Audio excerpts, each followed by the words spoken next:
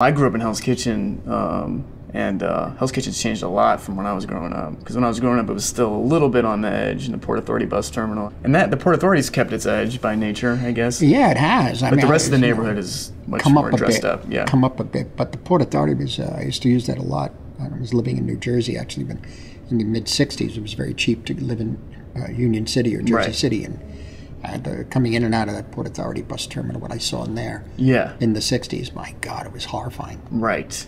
The only places I think probably in Alphabet City still has a sense of the old tenements that I grew up in. That's what was weird working on this commercial too, is it's not tropes, but so much of the iconicism of New York has stemmed from your work, so it's bizarre to all of a sudden be, you know. Well, the only thing is like when you're down in the street in Soho, that you're walking along at the end. And when I was growing up, that street is where you went to steal hubcaps. And now it's... and also other things. Yeah. So, not that I stole the hubcaps, but I was with guys, you know, kids.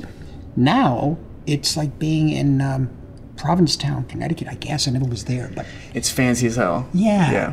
I love in Taxi Driver, having just watched it again, too. I feel like you see so many things about moody or people on the edge. Watching it again, the opening shots are like super beautiful and serene, and the music's playing, and it's not lecturing. The movie's not lecturing you and telling you. No, I just saw the city that way all the time. One of my favorite things in the city is the steam coming up out of the street, and so I had to have the car go through the steam. That opening shot. Yeah, I had to, and I was done on 22nd Street somewhere late at night. There was criticized at one point by certain snobby critics saying, and that's the level of the metaphor of the film, hell.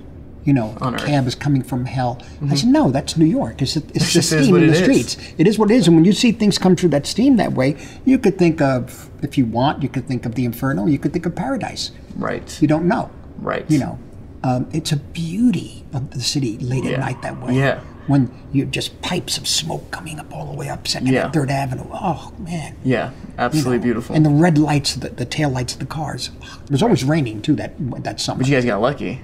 It was always raining. And it's finally, amazing. We were waiting for the rain, and we started to go 2 or 3 days over schedule, and they were really mad at us. The studio was screaming.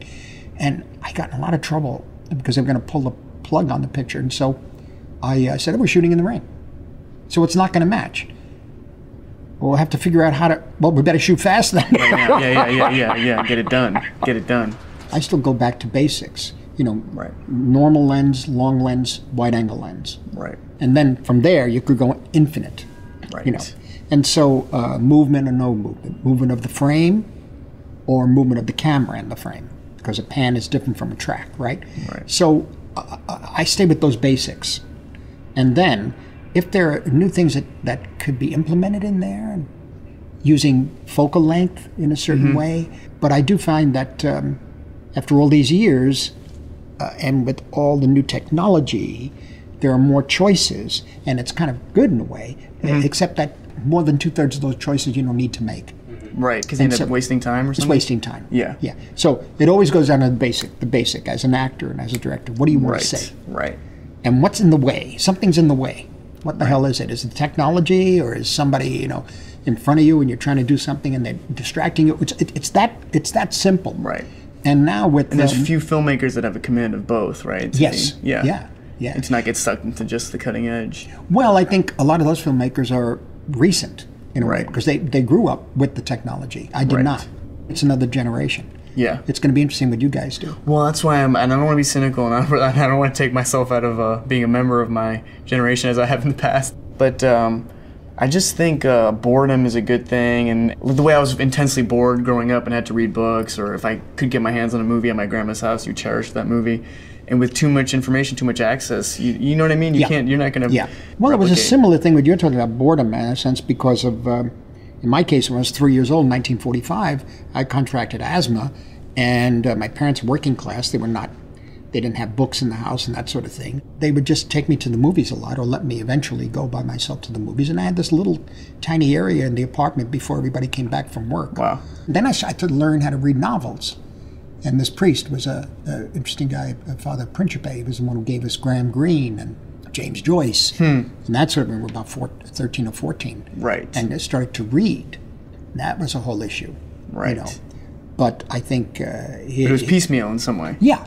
Yeah, but what happens is that it's the old take the horse to water, you know, and if the horse drinks, So that I had a couple of people who were doing that for me, and we were sustaining ourselves. We were continuing. We took advantage of those suggestions and guidance, and it wasn't always friendly. These were tough guys.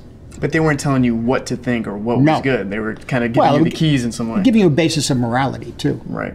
And somebody pointed out, said like in Killers of the Flower Moon, or a number of the films I made, where the level of corruption is so deep because it's not the society is not rooted in morality or any kind of spirituality.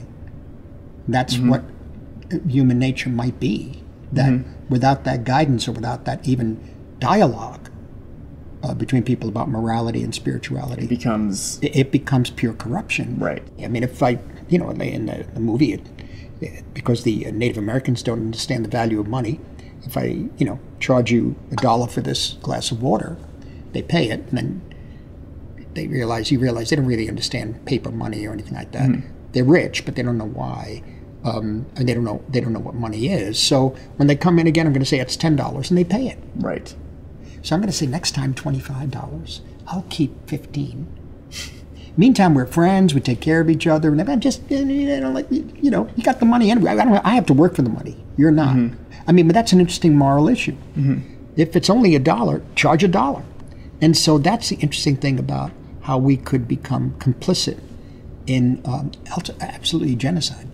Yeah, and a genocide not told about, really. No, I wasn't educated on it. But the movie's still very spiritual, though. Like almost all your films. I think it is. There's a spiritual core to it. It's interesting how corruption just infiltrates every aspect of your life, and you could learn to live with it because you don't react against it. You don't speak up. That's what's so great about the Leo character in it. Without giving anything away, this guy's a complicated figure, to say the least. But it's handled so delicately. You don't feel that you're taking him, you're not instructing the viewer how to feel either way. No, not at all. Not at all. Like in the case of Wolf of Wall Street, for example, I only learned the other day from an interviewer who said, "You're not aware of the war of Wolf of Wall Street?" So I said, "What are you talking about?" I said, "Well, there was a big screening at Paramount of the picture. And for the critics in New York, apparently, I was told this, there were two camps. One camp that loved the picture, and the other camp that was furious, saying I didn't take a moral stand on Jordan Belfort."